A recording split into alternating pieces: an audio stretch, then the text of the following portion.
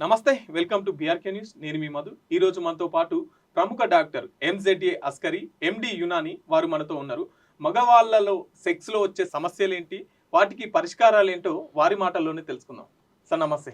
నమస్తే అమ్మ. ఇప్పుడు ఈ శృంగారం అనేది రాత్రి పడుకుంటప్పుడు చేయాలా, లేకపోతే తెల్లారిన తర్వాత లేచే ముందు చేయాలా? ఎప్పుడైనా చేయొచ్చు. సింగారం ఏంటండి, మనకు మూడు వచ్చినప్పుడు మన భార్య అందుబాటులో ఉందని పగలు పూట చేయాలని చేసుకోండి, నైట్ పూట చేసుకోండి.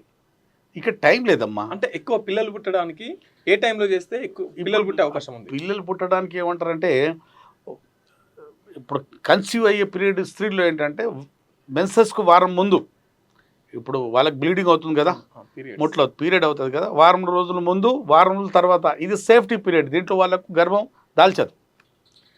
మధ్యలో ఉన్న పీరియడ్ సెక్స్ చేసినప్పుడు వాళ్ళు కన్సీవ్ అవ్వచ్చు, అంటే గర్భం రావచ్చు. ఎన్నిసార్లు చేస్తే గర్భం? ఎన్నిసార్లు ఒకసారి చేసినప్పుడు రావచ్చు. ఇప్పుడు గర్భం రావడానికి సేఫ్టీ పీరియడ్ తప్ప మధ్యలో సెక్స్ చేసినప్పుడు ఎప్పుడు చేసినా ఒకసారి చేసినా రావచ్చు. కానీ సెక్స్ ఎన్నిసార్లు చేయాలంటే వారం 2 సార్లు చేసుకోవాలి. అది వారానికి 2 సార్లు కన్నా ఎక్కువ చేస్తే అది అదే. హస్తప్రయోగం చేస్తే తప్పే, అంటే ప్రకృతికి భిన్నమే. హస్తప్రయోగం సెక్స్ రెండు అనడానికి మళ్ళీ ఇక్కడ చెప్పాను కదా, రెండు ఒకటి కావు. ఆరోగ్యానికి ఒకటి మేలు, ఒకటి హాని. ఒక్కటి మాత్రం చెప్తున్నాను నేను ప్రేక్షకులకు చెప్పేది ఏంటంటే, వరం, దేవుడిచ్చిన వరం ఏంటంటే మగతనం. దాని పక్కనే, వరం పక్కనే ఎప్పుడు శాపం ఉంటుంది. కొంచెం మనం నిర్లక్ష్య ధోరణి, అజాగ్రత్త ఉండడం వల్ల ఈ శాపం వచ్చి వరం మీద కూర్చుంటుంది. మళ్ళీ వరం మీద కూర్చోడానికి ఏమవుతుంది, మగతనం పోయినట్టే. ఉన్నా కూడా అంతంత మాత్రం అంగం స్తంభిస్తుంది, మెత్తగానే ఉంటుంది, యోనిలో దూసుకుపోయేంత శక్తి లేదు. అంటే అక్కడ సంభోగం సరిగా జరగదు. ఇది మన పార్ట్నరు సాటిస్ఫాక్షన్ కాకపోవచ్చు. ఓకే, మన పార్ట్నర్ సాటిస్ఫైడ్ అవ్వాలంటే మన అంగం ఎంత సైజులో ఉండాలి?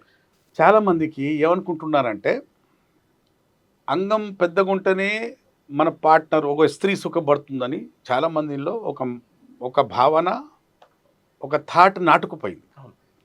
ఎందుకంటే వీళ్ళు పోర్ను చూస్తుంటారు కదా, ఆర్టిఫిషియల్ పెనిస్ వాళ్ళు యూజ్ చేస్తుంటారు పోర్న్ వీడియోస్లో. అది వాళ్ళది ఎంత పెద్దగా ఉంది, మాదంతా. అంటే దేవుడు ఏం చేశాడంటే, ఇప్పుడు బ్లాక్స్ ఉన్నారు, వాళ్ళు ఉన్నారు, వాళ్ళ సైజ్, సౌత్ ఆఫ్రికా వాళ్ళు ఉన్నారు, వాళ్ళ సైజ్ ఎలాగో పొడుగుంటుంది. వాళ్ళ ఆడవాళ్ళకు వాళ్ళ అంటే స్త్రీలకు కూడా యోనిలు అలా ఉంటాయి. మనకి ఎలా మన అంగం ఆకారం ఎలా ఉందో మన స్త్రీలకు యోనిలు కూడా అలాగే ఉంటాయి. దానికి పెద్ద బాధపడాల్సిన అవసరం లేదు. ఎంత అంగం సైజు ఉంటే ఒక స్త్రీ సుఖపడుతుందంటే, అంగం స్తంభించాక 3 ఇంచులు ఉంటే చాలమ్మా. 3 ఇంచులు ఉంటే అంటే 3 ఇంచుల కన్నా చిన్నగా ఉంటే అక్కడ సమస్య ఉన్నట్టు.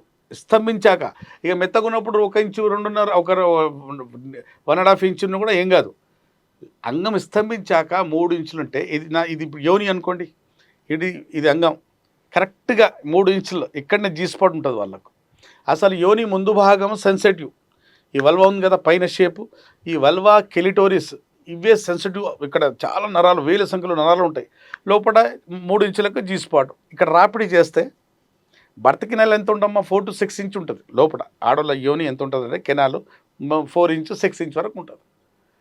3 ఇంచుల అంగం వెళ్ళగలిగితే చాలు. కాకపోతే ఆమె సుఖపడే వరకు ఇతను రాపిడి చేస్తుండాలి, స్ట్రోక్లు ఇస్తుండాలి. అప్పుడు వీర్యం వెళ్ళి ఆమెకు కూడా భావి ప్రాప్తి కలుగుతుంది, తనకు కూడా వీర్యం వెళ్ళిపోయి సక్సెస్ఫుల్ సెక్స్, అంటే సంభోగంలో ఇద్దరు సుఖపడ్డారు. ఒకవేళ అంగం ఎక్కువ సైజులో ఉంటే ఆడవాళ్ళకి ఏమన్నా ప్రమాదం రావచ్చు. ఇప్పుడు 7-8 ఇంచెస్ పొత్తి కడుపులు నొప్పి లేవచ్చు, అంతేగాని ఇప్పుడు అంటే పెద్దగా ఉంటే నేను వీరుణ్ణి, చిన్నగా ఉంటే నేను తక్కువగానే, ఇక్కడ ఏం కాదమ్మా. సైజు చిన్నగున్నా ఆమె భావి ప్రాప్తి చేసే వరకు ఒక మగాడిలో అంగంలో స్తంభన ఉండి తీరాలి, అంతే. ఇప్పుడున్న సమాజంలో, ఇప్పుడు ఈ మధ్యకాలంలో ఎక్కువగా మగాళ్ళకి అంగస్తంభన సమస్యలు ఎక్కువగా వింటున్నాం. ఎందుకు ఈ సమస్యలు వస్తున్నాయి? వాటికి మీ దగ్గర, మీ యునాని దగ్గర పరిష్కారాలు ఏంటి? ఓకేనమ్మా. ఇప్పుడు జీవన శైలి, ముఖ్యంగా సెక్స్ అనేది ఇప్పుడు అర్బన్ ఏరియాలో ఒకటి, రూరల్ ఏరియాలో ఒకటి, ఒక రకంగా చేసుకుంటారు. పల్లెటూరులో, ఇప్పుడు సిటీలో ఉన్న కొంచెం కల్చర్ వేరు, అక్కడున్న కల్చర్ వేరు. ఇప్పుడు సిటీలో ఉన్న వాళ్ళకు ఏంటంటే అస్తమానం, ఇక్కడ చెప్పాను కదా, పోర్నోగ్రఫీ చూసుకోవటం, హస్తప్రయోగం చేసుకోవటం బాగా అలవాటు. స్త్రీలో ఏంటండి, కామ కోరికలు ఉంటాయి, ఆరోగ్యంగా ఉంటారు. సమస్య ఎక్కడ వచ్చింది, మగవాళ్ళ దగ్గర ఉంటుంది. మగవాడు ఏంటి, ఆమె సుఖపడే వరకు సెక్స్ చేయాలంటే అంగంలో ఇక్కడ దమ్ము ఉండాలి. దమ్ము ఉన్నా కూడా వీర్యం అప్పుడు ఆమె సుఖపడడానికి వీర్యం వెళ్ళకుండా ఉండాలి. అది ఈ మగాళ్ళలో ఈ మధ్యకాలంలో ఎందుకు ఉండట్లేదంటే హస్తప్రయోగం చేసే వాళ్ళలో ఏమవుతుందంటే, మళ్ళీ చెప్తున్నాను, హస్తప్రయోగం చేసిన నష్టాలు ఏంటి అని చాలామంది అడుగుతారు. మనం టీనేజ్ నుండి 13 to 19 ఈ ఏజ్లో ఏం చేస్తామంటే, ఏకాంతంలో ఉన్నప్పుడు ఎవరైనా చూస్తారేమో అని, ఎవరు వచ్చేస్తారేమో అని తొందరగా హస్తప్రయోగం చేసేసి ఒక ప్లెజర్ పొందుతుంటాం. మనం ఒక సుఖం, తాత్కాలికంగా సుఖం పొందుతుంటాం చిన్నప్పటి నుంచే. ఆ అలవాటు మనం బ్రెయిన్కి వేసేసుకుంటాం తెలియకుండానే తొందరగా వీర్యం బయటికి తీసే టైమింగ్ మన బ్రెయిన్కి మనమే ఇచ్చేస్తాం. ఆ టైమింగ్ ఇట్లా మొత్తం మొదలు పెడతాగానే వీర్యం వెళ్ళిపోతుంటుంది. అది రేపు మన పార్ట్నర్ వచ్చేసి మన పెళ్లి అయిన తర్వాత సెక్స్ అదే టైం ఉంటుంది, అదే రిపీట్ అవుతుంది, అదే టైం వస్తుంటుంది. అరే నాకు తొందరగా వెళ్ళిపోతుంది, నాకు తొందరగా వెళ్ళిపోతుంది, ఉడుకొస్తాడు మా దగ్గరికి. సార్ నేను సెక్స్ మొదలు పెట్టంగానే నాకు వీర్యం వెళ్ళిపోతుంది. సార్ వీర్యం వెళ్ళిపోవట్లేదు, తను అలవాటు వేసాడు బ్రెయిన్కి. దానికే కండిషన్ రిఫ్లెక్స్ అంటారు. అది హస్తప్రయోగం వల్లే జరుగుతుంది. డాక్టర్లు చెప్పాలి హస్తప్రయోగం వల్లే కండిషన్ రిఫ్లెక్స్ అనే ఒక టైమింగ్ మనమే ఒక టైమింగ్ పెట్టుకుంటున్నాం కాబట్టి ఈ సమస్య వస్తుంది. అది కాకుండా మన బ్రెయిన్లో సెక్స్ సెంటర్లో ఒక కెమికల్ ఉంటుంది, సీరోటోనిన్ కెమికల్. పదే వేలన్న వీడియోస్ ఉన్నాయి, వీడియోస్ చెప్పడం జరిగింది. ఆ సీరోటోనిన్ అనే కెమికల్ తగ్గిపోవటం వల్ల మన ప్రమేయం లేకుండానే మనకు అయిష్టంగానే మనం సెక్స్ చేస్తున్నప్పుడు మనం వీర్యం ఆపుకోవాలన్నా కూడా ఆగకుండా బయటికి తన్నుకుంటూ వచ్చేస్తాం. మన మూత్రం వస్తే ఆపుకోగలుగుతాం, ఇది వస్తే ఆపుకోగలుగుతాం. కానీ సెక్స్ చేసినప్పుడు ఒక మగాడు భార్య సుఖపడలేదు, ఇంకా ఆమె మూడ్లో వస్తుంది, ఇంకా సుఖపెట్టాలి అనుకునే అంతసేపులోనే ఇష్టం లేకుండానే వీర్యం తన్నుకుంటూ బయటికి వచ్చేస్తుంది. ఆపుకోలేకపోతాడు ఒక మగాడు. ఎందుకంటే అక్కడున్న కండరాలు, జననాంగాల దగ్గర మధ్యలో అంటే చుట్టుపక్కల ఉన్న కండరాలు, నరాలు వీర్యానికి ఆపుకునేంత శక్తి లేకుండా పోతుంది. ఎందుకు లేకుండా పోతుందంటే కొన్ని కెమికల్స్ తగ్గాయి, కొన్ని కెమికల్స్ పెరిగాయి మన శరీరంలో. దేనివల్ల? హస్తప్రయోగం వల్ల. హస్తప్రయోగం అనేది మోడర్న్ సైన్స్ కూడా ఇప్పుడు చెప్తుంది, ఒప్పుకుంది. హస్తప్రయోగం అనేది ప్రకృతికి భిన్నం, చేయకూడదు, దీనివల్ల నష్టాలే. ఇప్పుడు చాలామంది అడుగుతారు, ఏంటండి నా పెళ్లి కాలేదు సార్, నేను సెటిల్ కాలేదు సార్, మరి నేను ఏం చేయాలి సార్?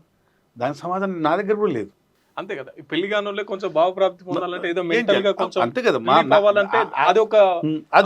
అదొక ప్రక్రియ కాబట్టి ఉపయోగించుకుంటున్నారు. అదే పెళ్లి తొందర చేసుకుంటే ఈ సమస్య వచ్చేది కాదు. పెళ్లి తొందర వేసుకోవాలంటే ఇక్కడ సెటిల్ అయి ఉండాలి. ఇప్పుడు ఏంటంటే, ఇప్పుడు మనకు అదే నాకేం బాధ ఏంటంటే, 100లో ఒక 75-80% మందికి ఈ మధ్యకాలంలో అంగస్తమన సమస్య ఉంది. ఒక 70% మంది పైన మందికి, ఒక 30% యువకుల్లో 90% మందికి శీఘ్రస్ఖలన సమస్య ఉంది, తొందరగా వెళ్ళిపోయేది. ఎందుకు? లైఫ్ స్టైల్, జీవన శైలి. తొందర పడుకోడు, వాకింగ్ చేయడు, ఎక్సర్సైజ్ చేయడు, బూత్ సినిమాలు చూస్తుంటాడు, హస్తప్రయోగం చేస్తుంటాడు. ఇవన్నీ చేయకుండా సెక్స్ చేస్తే చాలు మానసికంగా శారీరకంగా దృఢంగా ఉంటారని చెప్తారు కదా. అది మన బాడీకి దేవుడు ఏం చేశాడు, ప్రకృతికి అనుసంధించాడు అని కనెక్షన్ పెట్టాడు. డైలీ మనం సూర్యుడికి ఎక్స్పోజ్ అవ్వాల్సిందే. విటమిన్ డి మనకు కావాలంటే మనం కనిపించాలి, అటెండెన్స్ చేయాలి. సూర్యుడి ముందుకు వెళ్ళి నేనున్నాను అంటే అప్పుడు మనకు దేవుడు ప్రసాదిస్తాడు విటమిన్ డి అనేది, ఫ్రీ ఆఫ్ కాస్ట్. ప్రకృతి మనకి ఇస్తుంది, మనం తీసుకోం. ఎప్పుడో మధ్యాహ్నం వెళ్తాం, పొద్దున ఎర్రగా ఉంటాడు సూర్యుడు 6 నుంచి 7:30, అప్పుడు నడుచుకుంటే ఫ్రీ ఆఫ్ కాస్ట్ మనకు విటమిన్ డి లభిస్తుంది. విటమిన్ డి బాడీలో ఉంటే ఫుల్గా nitrates, nitric oxide, testosterone hormone బాగా ఉత్పత్తి అయిపోయి అంగం ఇలా రాడులాగా రౌతులాగా నిలబడుతుంది. అది కొరత, డిఫిషియన్సీ లేనందున బాడీలో కామ కోరికలు లేవు, లిబిడో లేదు, మన అంగస్తంభన లేదు, ఉన్నా కూడా అంతంత మాత్రమే ఉంది. భార్యకు సుఖపెట్టేంత అంగస్తంభన టైమింగ్ లేకపోవడం మన దురదృష్టకరం. ఏ వయసులో? యుక్త వయసులో.